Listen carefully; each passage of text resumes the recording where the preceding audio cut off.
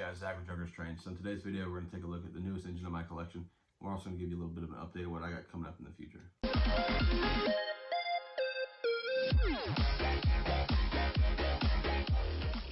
Alright guys, so before we jump into this video and we talk about the new engine, we're going to talk about future things coming up, because if I tell you to wait to the end of the video, you're not going to make it. Let's be honest, you're not going to make it all the way to the end. I'm just going to be rambling for no reason at the end. So let's get the rambling out, do the train running. Get it? Let's go. So the newest engine that I have on order should be coming in soon, and I said should, is MTH's Shiny Big Boy. I call it the Shiny Big Boy, whatever you want to call it. It's the last big boy that Mike was supposed to make before MTH went out of business. Yeah, about that. Anyways, that should be coming in. It's supposed to be last August, so whenever that comes in, we're going to obviously make a video about that. I think it's going to be a fantastic engine. I just hope it has less problems than JD Stucks over at JD's Trains. Sorry, bro. Just saying. So hopefully that works out for me. Then I have a plethora of other engines on order second half of this year, and I have to squeeze in a York fall trip. So I'm not going to the spring York, so if you guys are asking, I'm not going to make it. But I will be there in October, so if you want to hang out like last year, just call me. Drink, buy me a beer, whatever you want to do. So we can do that, and then we're still on the drive to 2,000 subscribers, so we got to get there, boys. We have fallen off the pace. We need to make up some subscribers in a fast fashion, because we are falling off the pace to be at 2,000 by the end of the year. So hopefully we can get some traction picked up in that little deal there. Okay, so now that's enough of that. Let's talk about the new engine of the collection. So if you can't tell by the thumbnail, it's a Lionel Legacy C&O Berkshire, however you want to say it, and the cab number happens to be 2696. Maybe you've heard of that, maybe you haven't, I don't know. But I know a bunch of you guys that have, and a bunch of you guys have been trying to get this engine for a long time. And I beat you to it. I don't know what you want me to do. I win this time. So I finally was able to get one of these. I saw one in New York last year that my buddy Sid from Sid Strange repaired and sold to somebody. And I got to see it run. Ever since then, I wanted one. And I've been looking since last October. And last week, I went on trains.com. That's trains with a Z. No, I don't have a code. Go use RVP Trains. He's got a code.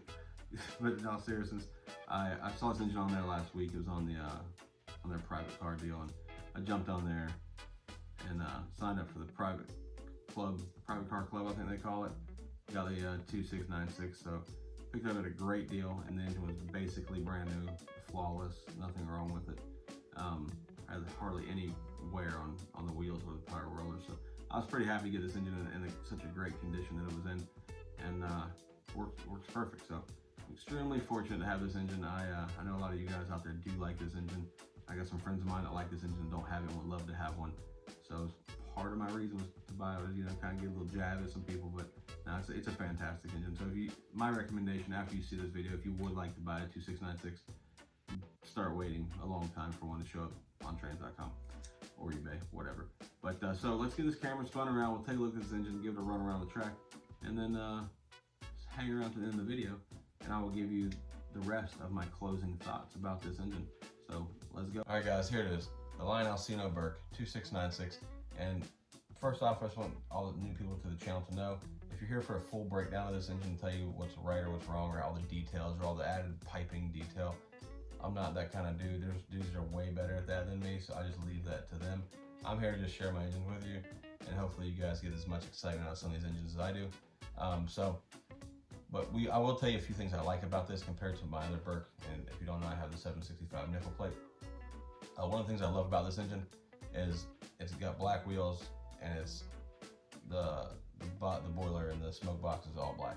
So on the 765, it's graphite and black, and then you have white wall wheels.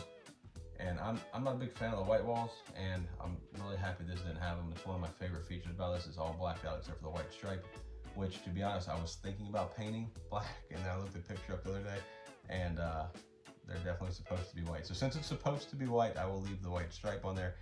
And now that I look at it more, it makes more sense to have something in there breaking up instead of just being all black. I think that would be a little bit too much blacked out, murdered look. So I guess it kind of looks right, but I am happy that it doesn't have white walls. My 765 does have white walls, and I don't like it, but I'm gonna leave it because I'm not a real big fan of painting my engines. And so I'm kind of happy that this engine is supposed to have white stripe. I don't have to paint it. And obviously with any C&O engine, you can see a little bit of the tender of the C&O engine behind the Berk here. I got my Mikado back there. One of the biggest draws to me is their tenders. I love how all lettering is in yellow, and it just pops obviously because it's got a black background. So that's cool. And then I obviously like that the cab number and the window frames are yellow. And I just think it's a clean engine. So one of the reasons I really wanted this was just kind of, like I said before, to kind of jab people that don't have this. And but you're gonna hear the sounds on this engine here in a minute, and if you haven't heard them yet, they're absolutely phenomenal. And that's the big selling point for me on this engine. So that's one of my favorite things. But I'll give you a full-on breakdown of this engine after the video, like I said. But let's go ahead and fire this thing up, blow some smoke around, pull some cars. And I did get some new freight cars. So for all you guys that have noticed I don't change my freight cars, I have some brand new freight cars on the on the consist today, and then some other old ones I haven't changed. I just kind of added some new ones to it. But all right, man, let's fire this thing up. Let's get it going. 2696, you are all clear. Over. 2696, cleared outbound. Out.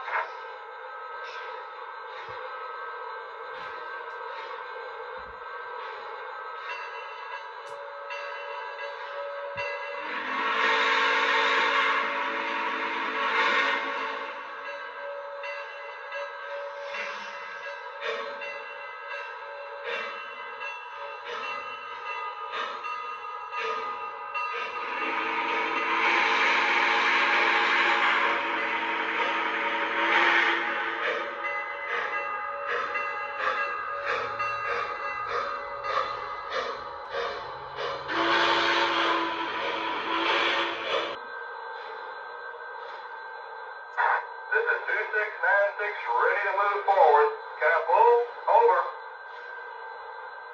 2696, you are all clear. Over. 2696, I'm good to go. Out.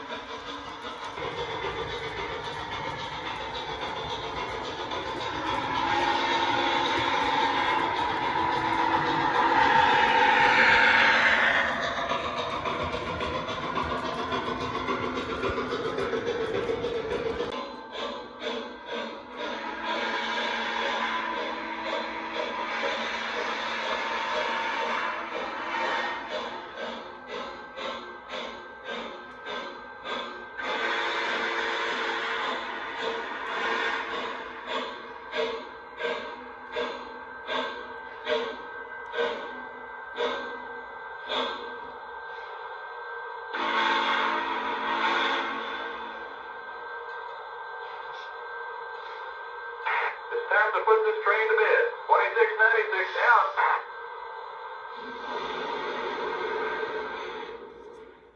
All right, guys, there you have it. 2696. Quick little run around. You got the picture. I'm not going to sit here on the engine for 10-20 minutes. It's going to be the same thing, just different angles. It's kind of pointless to me. But as you can see, it's sitting here next to a 765. They're basically the same engine. I've looked at them pretty close so far and can't tell a big difference. Obviously, the lighting is different in them, and the font and the number board is different, but that's probably how they were supposed to be.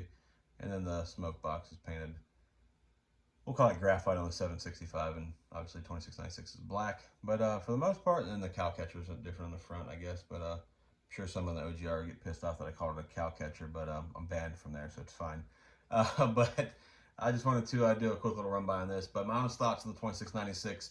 So this is my first really early legacy steam engine. So I had some questions when I first got it because I didn't understand a few things that were going on. So my buddy Sid at Sid's Trains, I contacted him, and I'm used to, my engines all smoking when they're just sitting still. Obviously, when you saw when I stopped, this engine didn't smoke. That's normal for the early legacy engines, he had told me. And then when I first took it out of the box, it had the blinking cab light syndrome, and I didn't understand it because the smoking was working. Everything was working, the engine ran fine, everything worked properly, except the light was blinking in the cab. So he got me and said, hey, just do a factory reset, and sure enough, that took care of it. But overall, I'm extremely impressed with the early legacy, I guess, system, we'll call it. I like the sounds in the early legacy stuff. I mean, obviously, I love my Vigiline stuff, but because it has cab specific crew talk, but it's not the end of the world if it doesn't. I just think the sounds are a little bit more unique in the early legacy stuff, like my Alaska GP38. It sounds really nice and has a different sound set than the rest of my Lionel diesels. But for the most part, man, I love all the new modern command control stuff, whether it be MTH or Lionel. I think they're both great. They both have their pros and cons. But as far as 2696 goes, I'm extremely happy that I got this engine. I got it for a price that I deemed was a very fair price, especially once I saw how good of shape it was actually in. When I got the engine to the house and took it out of the box, it was basically brand new, like I said. And so all you guys out there that think I'm not going to like this engine and put it up for sale, because if some of you know me, you know I've been known to sell some engines. 2696 is absolutely not for sale. We're going to keep it. It's going to be part of the collection, and it did make me want to get some more Berks, which is weird because I'm typically an articulated guy, but the Berks I think are probably by far the finest. We'll call them mid-size steam engines, mid to large, I guess, without being articulated. And I just think they're fantastic. I obviously don't have any MTH Berks. I'd like to get one in the future to try and compare them, but for now, we'll just stick with my two Lionel Berks that you have here, the 2696 and 765. They're both fantastic models. If you get a chance to pick one up, I suggest you do. I also suggest that you hit the little red button in the lower right corner of your screen. It says subscribe. Do me a favor. Help me out. Join the team. Come on. Help me get to 2,000.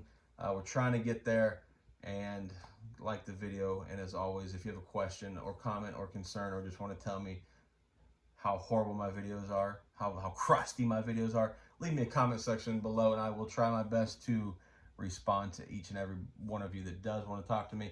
But that'll do it for this. I do have part 2 of the post-war last run layout coming up soon. That's a relative word, so we'll go with soon. So we got that coming up, and then we'll have some new engines coming in.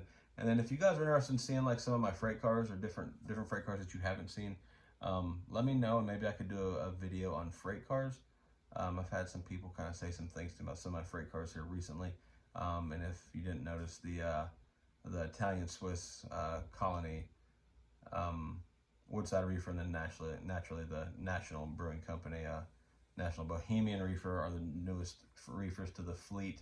Trying to do a collection of those. So thank you guys for watching so much, and we will see you next time.